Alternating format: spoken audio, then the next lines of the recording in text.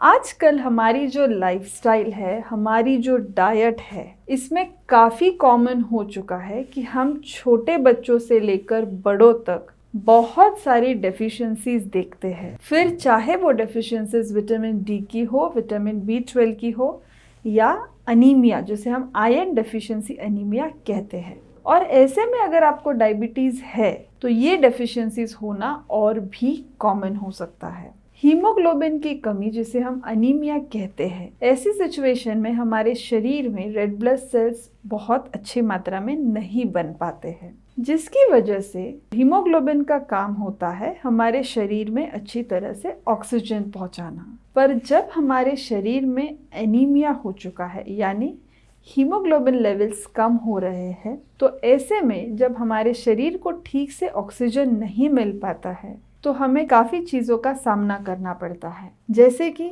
छोटे से छोटा काम करने पर थकान महसूस होना, पीरियड्स अनियमित होना या फ्लो बहुत ज़्यादा होना, दिल की धड़कनें तेज़ी से बढ़ना, चक्कर आना, पैरों में दर्द होना, मुंह में छाले होना, खाने की इच्छा बिल्कुल नहीं होना, कंटिन्यूस नौशिया होना, इससे ज़्यादा और भी कुछ चीज़ें। बहुत ज़रूरी है कि जब भी हमारे शरीर में कुछ डेफिशिएंसीज हो तो उसे हम समय पर करेक्ट करें, क्योंकि अगर डायबिटीज़ भी है और इसी के साथ ऐसी कुछ चीज़ें भी हो रही है जैसे विटामिन डी या विटामिन B12 या आयरन की डेफिशिएंसीज, तो आपको डायबिटीज़ और प्लस ये सारी डेफिशिएंसीज का सामना मिलकर करना पड़ता है, जिसके में आपका शरीर बहुत ही जल्दी थक जाता है। तो अगर आपको डायबिटीज़ है और साथ ही आपको अनीमिया भी हो गया है तो आप इसमें क्या कर सकते हैं और ऐसी कौन सी चीज़ें कर सकते हैं जिससे आप अपने हीमोग्लोबिन लेवल्स को बढ़ा सकते हैं। तो कुछ चीज़ें, जैसे आप डाइट में अगर चेंजेस करते हैं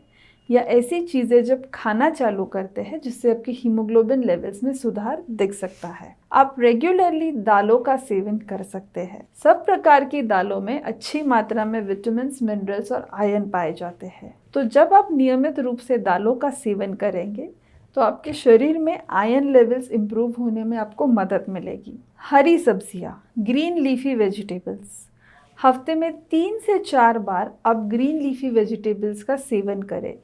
ग्रीन लीफी वेजिटेबल्स में आयरन और फाइबर भरपूर मात्रा में पाया जाता है। नियमित रूप से अगर आप इसे खाते हैं तो आपके हीमोग्लोबिन लेवल्स इम्प्रूव होने में आपको मदद मिलती है। खासकर पालक, मेथी, केल, ये सब्जियों में बहुत ही अधिक मात्रा में आयरन पाया जाता है। तो या आप इसकी सब्जियां खा सकते हैं, अगर आपको सब्जियां पसंद नहीं है तो आप इनका सूप बना कर ले सकते हैं, आप इनके पराठे बना सकते हैं, पर आपको ये खाना है ये ज़रूर ध्यान रखें। फलों की बात करें तो फल जैसे पपीता है, अनार है, इनमें भी काफ़ी अच्छी मात्रा में आयरन पाया जाता है, तो आप इनका भी सेवन नियमित रूप से कर सकते हैं।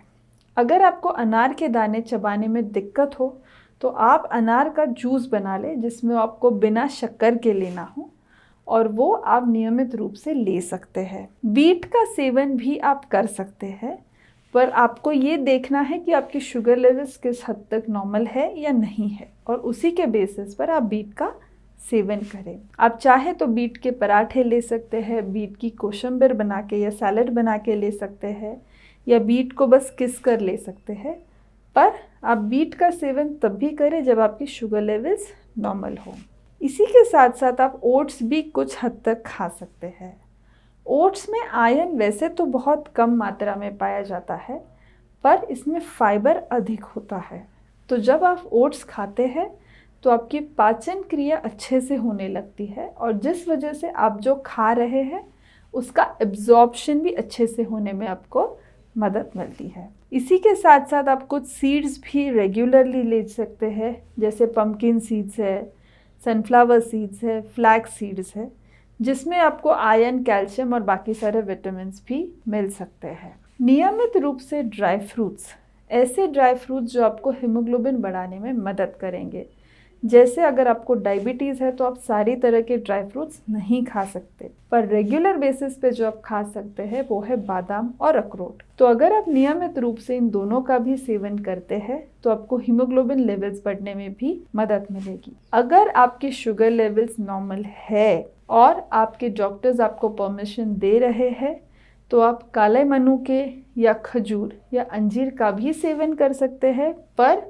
ज़रूरी है कि उसका सेवन करने से पहले आप एक बार अपने डॉक्टर से ज़रूर पूछें। कुछ ऐसी वजह भी हो सकती है जिसकी वजह से आपका हीमोग्लोबिन डायबिटीज़ में काफ़ी कम हो सकता है, जैसे क्रॉनिक किडनी डिजीज़। जब शुगर्स बहुत सालों तक अनकंट्रोल होती है या शुगर हमें कई सालों से है, तो इसका परिणाम कुछ हद तक किडनी पर भी होने लगता है, जिस सिचुएशन को हम क्रॉनिक किडनी डिजीज़ कहते हैं। ऐसी सिचुएशन में अक्सर आप देखेंगे कि आपके हीमोग्लोबिन लेवल्स 9 से 10 मिलीग्राम के बीच में रहते हैं, पर ऐसी स्थिति में आपके डॉक्टर्स ऑलरेडी आपको दवाइयाँ देते हैं वो इम्प्रूव करने के लिए।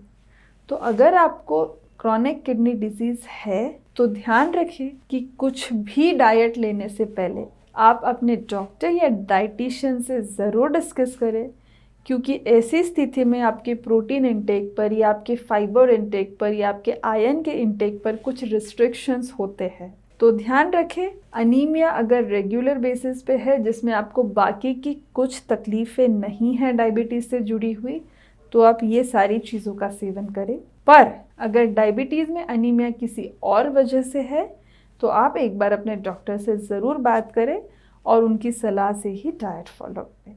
Thank you. अगर आपको ये वीडियो हेल्पफुल लगा है तो वीडियो को लाइक करें और चैनल को सब्सक्राइब करें।